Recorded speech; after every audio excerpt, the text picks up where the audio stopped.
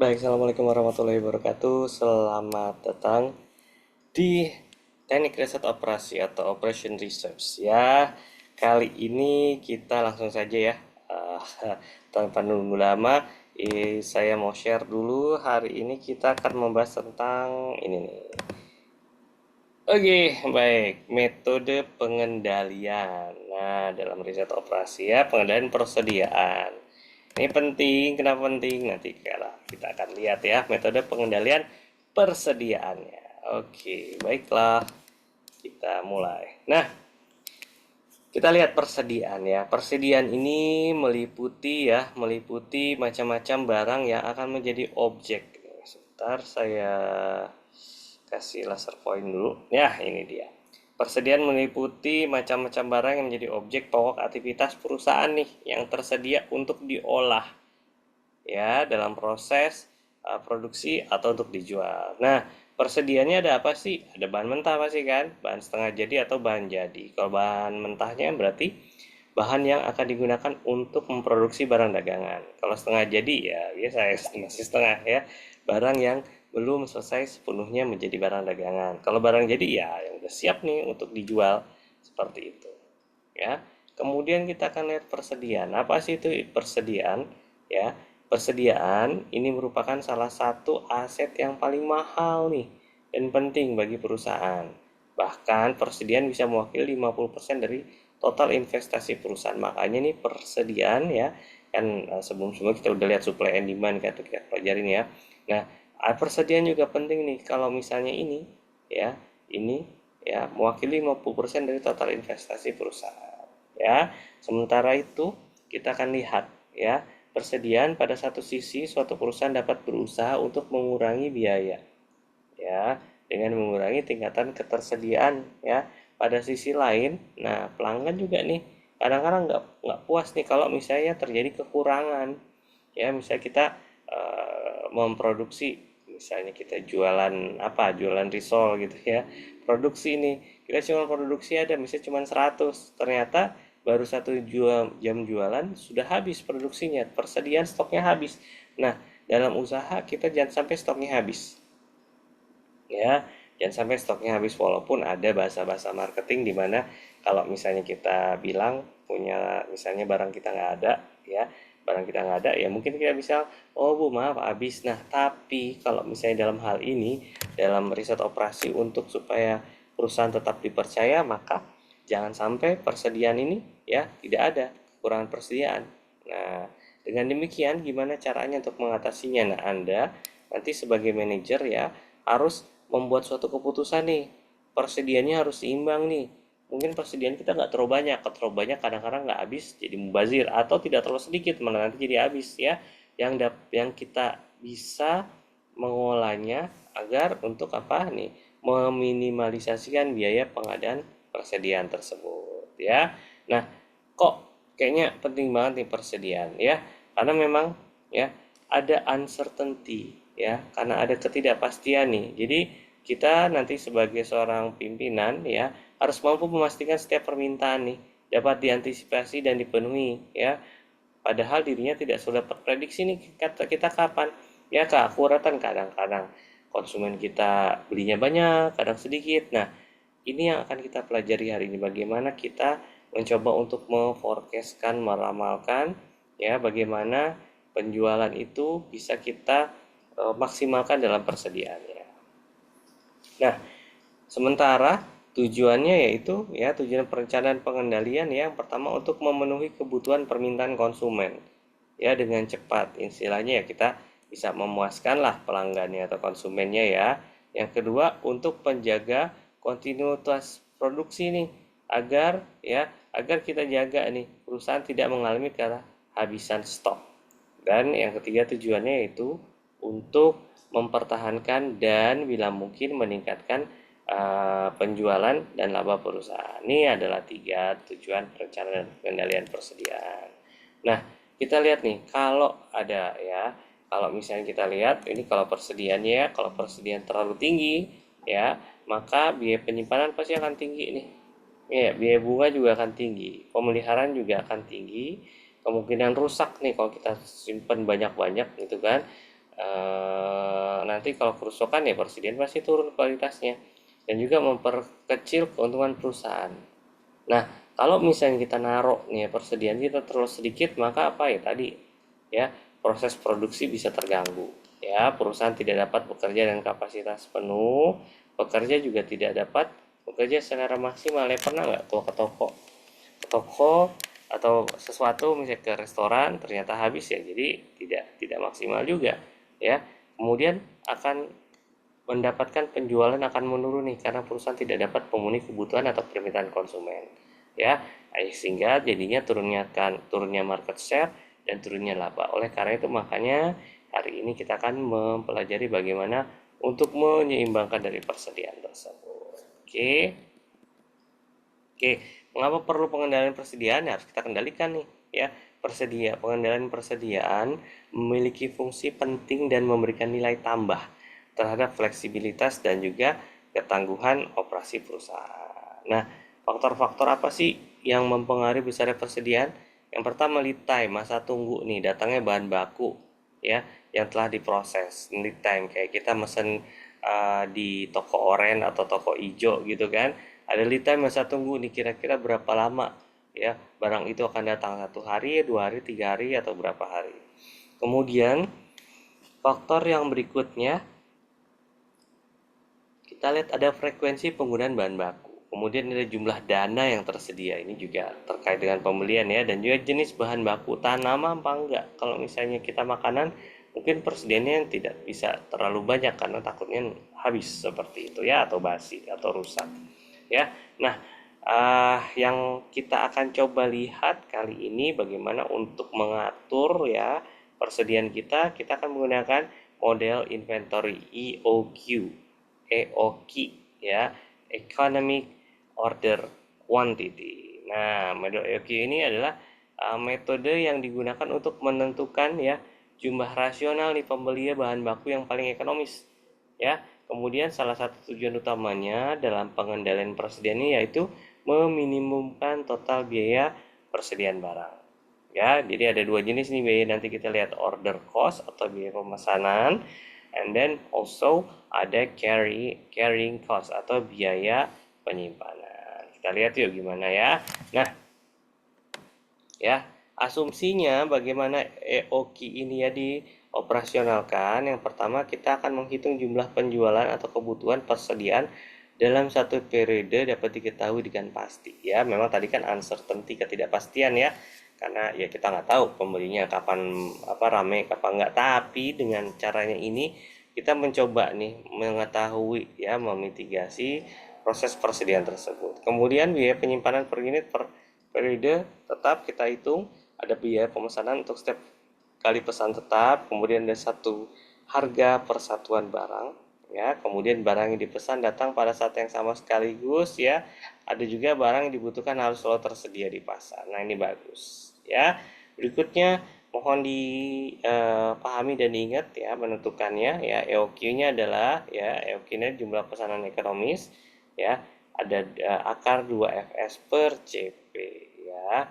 F-nya adalah biaya pesanan tiap kali pesanan, S-nya adalah ya jumlah kebutuhan ya persediaan ya dalam unit tiap tahun. Kemudian C-nya adalah biaya penyimpanan per tahun yang dinyatakan dalam persentase dari harga beli persediaan barang. Sementara P ya harga beli per unit atau kesediaan. Bisa EOQ-nya bisa ini atau bisa yang ini ya, tergantung nanti di soalnya. Kemudian kita bisa hitung total cost, berapa sih seluruh biayanya ya. Nah, biayanya bagaimana ya? Biayanya total costnya adalah CP ya dikali IOQ bagi 2 ditambah F kali S bagi IOQ, di mana IOQ tadi kita lihat jumlah pesanan ekonomis, kemudian yang F-nya ini merupakan biaya pemesanan setiap kali pesan, kemudian S-nya yang ini ya jumlah kebutuhan persediaan dalam unit tiap tahun, sementara C biaya penyimpanan nih, kita hitung nanti nih biaya penyimpanannya nih ya, biaya penyimpanan per tahun yang dinyatakan dalam persentase dari harga beli persediaan. Kemudian yang P-nya adalah harga beli per unit persediaan. Ini adalah total cost-nya. Ya. Kemudian yang tadi kita sempat bicarakan ya. Yang sempat kita bicarakan adalah kapan sih kita mulai memesan ya sebelum barang kita kehabisan, waktu idealnya kapan. Nah ini nih kita hitung pakai ROP ya. ROP adalah reorder point, LT atau lead time bisa harian, bisa mingguan kita hitung atau bulanan. Kemudian Q adalah memakai rata-rata per hari per bulan atau per hari per minggu atau per bulan. Avatarnya saya nguap ikut nguap ya. Baik, frekuensi pesanan dalam satu tahun yaitu S ya, jumlah satuan permintaan dibagi EOQ ya. Ini rumus-rumusnya, nanti saya akan tampilkan kembali rumus-rumusnya. Nah, ada soal nih ya, ada soal ya. Contoh soal, perusahaan membutuhkan persediaan sebanyak 3.600 unit setiap tahun ya. Bahan baku yang diperolehnya secara impor harganya adalah Rp40 per unit ya. Kemudian biaya penyimpanannya adalah 25% per tahun dari harga beli ya, persediaan ya. Jadi biaya pemesanan variabel sebesar Rp125 per pesanan. Nah, berdasarkan informasi tersebut, kita hitung berapa jumlah pesanan ekonomis atau IOQ. Jadi rumusnya ini ya, IOQ sama dengan akar 2 FS dibagi CP. Nah, kita lihat nih ya, akar 2 FS dibagi CP. Akar 2 dikali FS ya. F-nya adalah tadi pesanan ya. F-nya adalah biaya pemesanan setiap kali ya. Setiap kali per pesanan biayanya 225 ya, dikali dengan S-nya adalah jumlah kebutuhan persediaan tiap unit nih ya. Kebutuhannya berapa? 3.600 ya. Kemudian dibagi apa? C sama P, biaya penyimpanan sama harga belinya. Biaya penyimpanan aja tadi apa? 25% ya. Ya, dikali 40 ya. Dikali ya. Dikali harga per unitnya ya, seperti itu. Ya, makanya hasilnya adalah 90 bagi 900.000 bagi 10 ya, jadi 90 akar dari 90.000 yaitu 300 unit pemesanan. Jadi pesanan kita agar maksimal, jadi dalam ya, dalam ini ya, dalam hal ini ya, kita pemesanannya itu yang ideal adalah kita pesan 300 unit saja ya. Dalam kasus ini yang ideal adalah 300 unit pesanan. Kemudian kita lihat frekuensi pemesanan nih. Jadi kita pesan 300 ya, sehingga kemudian berapa kali sih pemesanannya ya dalam setahun. Jadi kita lihat S dibagi IOQ ya. S dimana tadi S adalah nih ya, S-nya adalah tadi ya, jumlah kebutuhannya 3.600, maaf saya balik lagi ya, dibagi IOQ-nya tadi ya 300 ya, sama dengan 12 kali. Berarti dalam setahun ini ya kita ada 12 kali pemesanan ya, dengan pemesanan, setiap pemesanan maksimal adalah yang optimum adalah 300 per pesanan. Nah, berhubung dalam satu tahun ya dia kita dihitung adalah 12 kali pemesanan, berarti maka Anda sebagai pimpinan memutuskan nih, jika dalam setahun 360 derajat maka pemesanan dilakukan setiap 30 hari ya, inventorinya ya. Dan kita akan hitung total cost nih. Total costnya adalah TC sama dengan CP ya, biaya penyimpanan dikali dengan harga beli, baru dikali EOQ tadi jumlah pesanan ekonomisnya dibagi 2, ditambah F-nya tadi biaya pemesanan setiap kali pesanan, dikali S per EOQ ya. Ini ya, kali 12. Oke. Nah, kalau yang belum ngerti nanti silahkan diulangi videonya atau kita bisa diskusi di Teams ya. Nah, berikutnya ini tadi ya, langsung kita hitung ya. Oke, TC sama dengan C kali P ya, 0,5 kali 40 dikali EOQ bagi 2 ya. Ini EOQ bagi 2 ditambah F ya. F-nya biaya pemesanan 125, baru ya S dibagi EOQ ya. S-nya adalah tadi permintaannya ada 300, 3.600 dibagi 300. Jadi total cost-nya adalah 3 ya, total cost-nya adalah 3.000 ya, kali sekian misalnya nanti ya. Ini kita umpamakan saja total cost-nya adalah 300 dari rumus yang di samping ya. Oke, kemudian ya nanti ada kita lihat soalnya nih. Ini kan kita sudah mengetahui bahwa kita pesannya yang ideal berapa pesanan 300. Kemudian berapa kali sih dalam setahun kita pesan adalah 12 kali. Berarti kalau 12 kali kan setahun 12 bulan, berarti ya bisa kita putuskan bahwa kita melakukan pemesanan setiap 30 hari. Nah, ini jika ada soalnya kayak gini, ya, ada soal kayak gini nih, kan kita mesen nih, ya. Terus kalau mesen tadi kan di awal kita bicara bahwa jangan sampai kehabisan stok, ya, sehingga kita hitung ROP-nya, ya, ROP-nya adalah misalnya, ya, kita lihat dari pabrik atau yang pemesanan kita butuh beberapa hari sih untuk sampai ke tempat kita, ya. Kalau dalam hal soal ini ceritanya 8 hari nih butuh sampainya. Berarti kalau untuk ROP-nya kita hitung, ya, ROP sama dengan LT, ya, dikali Q, ya. Berarti LT-nya tadi, ya, waktu ini diperlukan adalah 8 hari dikali dengan Q. Q-nya adalah 300 pemesanan, ya, per 30 hari. Akhirnya ROP dapat 8 kali 10, yaitu, nah, maka kita mendapatkan 80 unit. Nah, 80 unit di apa sih, ya? Tadi pokoknya kita sudah punya informasi bahwa setiap kali pesan, ya, idealnya kita pesan 300 biar nggak kebanyakan, nggak kedigitan. Terus biar kita nggak kehabisan, ya, kita pakai ini nih, ya, kita pakai ini. Setiap sudah 80 unit maka kita akan pesan lagi 300, ya. Contohnya nih kayak gini nih. Ini nanti kalau ada soalnya ini, tolong digambar ya dengan baik, ya. Ingat, saya ingatkan sekali lagi, tolong ada gambarnya. Oke. Nah, kita lihat nih EOQ-nya jumlah unit, ya, yang dipesan permintaan, kemudian lead time-nya, ROP-nya di sini. Oke, kita lihat tadi kan EOQ-nya 300 pasiman pemesanan, ya. Kemudian ketika barangnya sudah sampai 80, ya, maka kita harus segera mengisi, ya, memesan kembali. Jadi, dan ini lead time-nya tadi 8 hari, ya. Jadi ketika sudah sampai 80, ya, kita pesan, jadi nanti akan seimbang diharapkan, ya. Ini akan seimbang ketika sudah habis, maka pesanan kita sudah datang lagi, ya. Maka persediaan kita aman, ya. Begitu juga dengan seterusnya, ya. Ini ada EOQ dan reorder point dengan peringatan lead time tetap. Nah, seperti itu, ya. Lead time-nya adalah 8 hari. Oke, ini nggak usah deh, nanti kita akan bahas lagi nanti.